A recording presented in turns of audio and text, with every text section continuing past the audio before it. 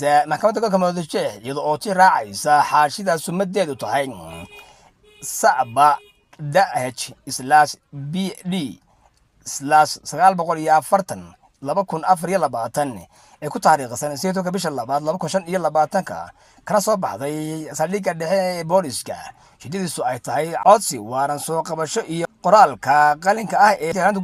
ku soo dul qoray xaashida saldhigga dhexe ee booliska ku taariikhsan 6 bisha 2 2025 taasoo ku codsanayo in la tixgeliyo codsiga saldhigga dhexe ee booliska ay ku codsanayaan in la soo qabto eedeysanaha magaciisu hoos ku xusan yahay ee la yiraahdo Liibaan Ibrahim Xasan oo loo yaqaano Baabulaahi kaasoo ku eedeysan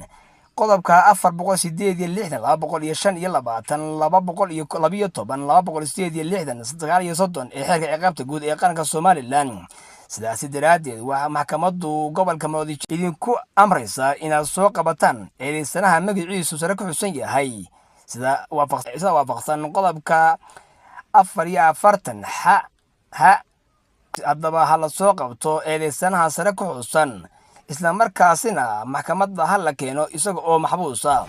Baabulaahi ayaa ah nin ka caana baraha bulshada isla markaasina waxa uu ka mid yahay shakhsiyaadka baraha bulshada aadka ugu caanka ee bulshada ku taqaano.